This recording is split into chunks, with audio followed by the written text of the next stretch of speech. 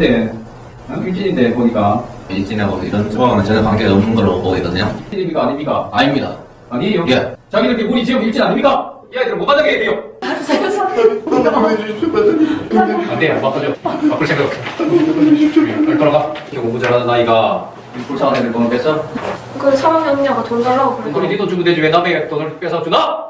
여자 초등학생을 무차별적으로 폭행해서 코뼈와 앞니를 부러뜨린 가해자. 중학교 1학년 남학생. 만 13세 촉법 소년. 중학생 B양을 아파트 옥상 통로 계단과 지하철역 비상구에서 여러 차례 성추행하고 휴대전화로 촬영까지 한 중학생 A군. 만 14세 촉법 소년. 최근 들어 형사처벌 제외 대상인 촉법 소년의 범죄 수위가 점점 높아지며 사회적으로도 큰 이슈가 되고 있습니다. 지금부터 촉법 소년에 관련된 지식 캠핑 떠나보시죠.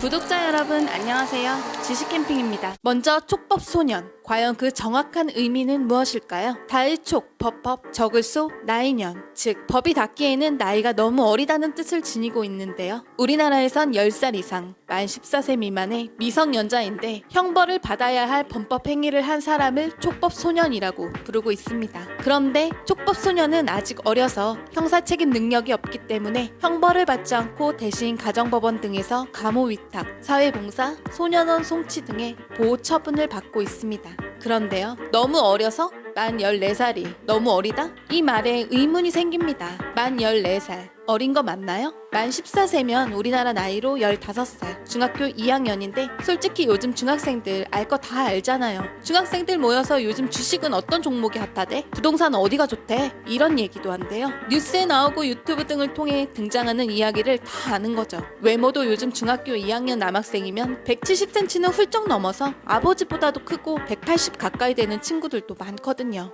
그러니 만 14세가 어리다는 표현은 시대 흐름상 맞지 않아 보입니다. 그리고 현 촉법소년 연령 기준은 1953년 형법을 제정 이래로 단 한 번도 바뀌지 않았다니 빛의 속도로 변하는 세상의 분위기를 너무 반영하지 못한 거 아닌가 싶어요. 영국과 호주의 경우를 살펴보면 촉법소년 연령을 10세로 규정하고 있어요. 그에 비해 우리나라 촉법소년 나이가 좀 많은 듯 느껴지는 건 분명합니다. 그리고 지금 더 문제가 되는 것은요. 최근 5년간 범죄를 저질러 소년부로 넘겨진 촉법소년이 39,694명, 무려 4만 명에 육박한다는 점입니다.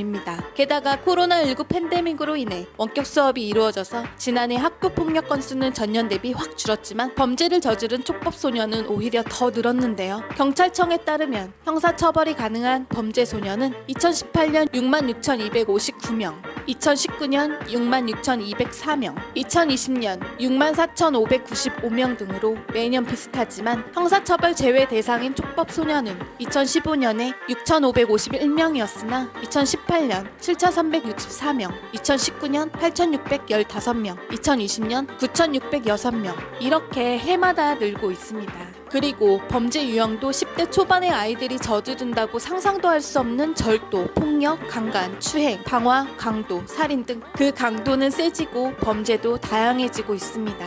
여기서 더 큰 문제는 뭐냐면요. 촉법소년 제도를 악용하여 범죄를 저지르고도 난 안 잡혀가 어쩔 건데? 이러며 아나무인으로 행동하는 촉법소년이 많다는 겁니다. 실제로 강릉에서 일어났던 사건, 여자 초등학생의 코뼈와 앞니까지 부러뜨린 중학교 1학년 남학생의 부모는 우리 아이는 촉법소년이니까 1,000만 원 이상은 못 줍니다. 이렇게 냉랭하게 나오니 피해 입은 여학생의 할머니는 분통이 터졌어요. 돈이 문제가 아니잖아요. 진정 어린 사과도 안 하면서 촉법 소년만 내세우며 처벌 대상도 아니니 얼른 넘어가자는 태도. 이런 식이면 얼굴에만 상처를 낸 게 아니라 마음에도 상처를 주는 거죠. 그런가 하면 초등학생과 중학교 남학생 5명이 서울 영등포구와 은평구를 중심으로 5차례에 걸쳐 오토바이 3대와 차량 2대를 훔치고 무면허 운전을 하는 범죄를 저질렀는데요. 이들은 검거하는 과정에서 경찰관을 매단 채 도로를 1km가량 달리거나 경찰에게 욕을 하고 진술을 거부했습니다. 이들은 결코 어리지 않았습니다. 자신들이 촉법 소년이기에 형사처벌을 받지 않는다는 특권을 악용하여 태연하게 범죄를 저지르니 피해를 당하는 사람들 입장에서 속이 터질 뿐입니다. 이 같은 촉법 소년 문제들이 널리 퍼지면서 청와대 국민청원 게시판에 촉법 소년에 대한 조치를 취해달라는 청원이 올라오자 여론은 더욱 들끓게 되었습니다. 결국 국회는 지난 10월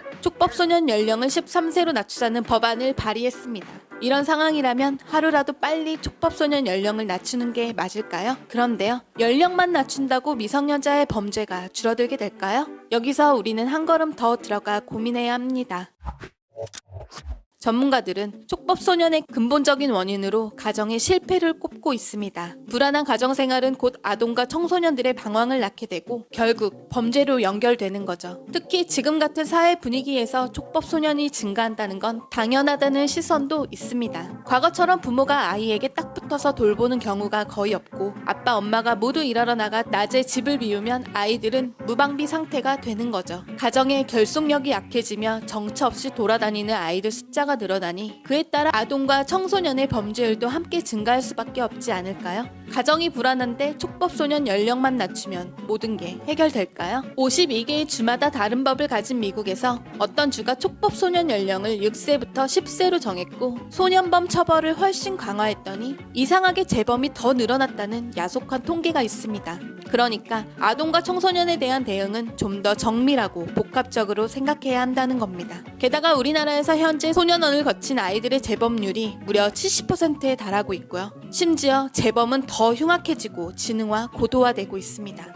거기다 재범 촉법 소년은 절반 이상이 전과 3범 이상이라니 범죄에 범죄를 쌓고 있는 이 상황이 놀라울 수밖에 없는데요. 그러면 현재 시행되고 있는 촉법 소년에 대한 교화 과정 자체가 별로 기능을 하지 못한다는 것 아닐까요? 잘못을 한 아이들을 이끌고 교육을 시키는 일이 과연 제대로 되고 있는 거 맞나요? 그런데 무조건 처벌만이 만능이라는 생각을 가지면 촉법 소년 문제가 해결될까요? 연령을 낮추고 처벌을 강화하기 전에 먼저 우리 사회에서 아이들에게 범죄를 저지르도록 유혹하는 요인들을 제거하는 조치가 먼저일 거란 생각이 듭니다. 매를 때려서 엇나가는 아이를 바로잡으려는 육아법은 이제 고조선 시대 이야기가 되었죠. 자라나는 아이들에게 그들이 가진 무궁무진한 가능성을 발견하도록 도와주고 각자가 가진 재능을 올바로 바라볼 수 있게 해줘 이 시대의 일꾼으로 키우고 새롭게 살 기회를 주는 것은 어른들의 권리이자 의무일 겁니다. 그걸 우리 어른들도 절대로 포기해서는 안 될 겁니다. 촉법소년에 대한 처벌 수준을 논하기 전에 13세 연령의 소년에 대한 범죄 예방 학교 교육과 가정교육, 학교 경찰의 활동에 대한 재검토가 우선이라는 생각이 듭니다. 여기서 우리가 다시 처음 품었던 질문, 만 14살, 어린 거 맞나요? 이 질문에 대해 다시 생각해 봅니다. 겉으로 보기엔 이제 어른 비스무리해지고 더 이상 어리다고 할 수 없는 것 같지만 실은 아직도 마음의 갈피를 못 잡고 세상에 대해 아는 것보다 모르는 게 더 많은 어린 나이, 촉법소년. 이들이 어디서부터 잘못된 건지 어디서부터 삐뚤어진 건지 모두가 깊게 관심을 기울이는 사회 분위기가 되길 바랍니다. 그 관심이 작은 해결의 실마리를 발견하는 기적을 만들 테니까요. 촉법소년과 함께한 지식캠핑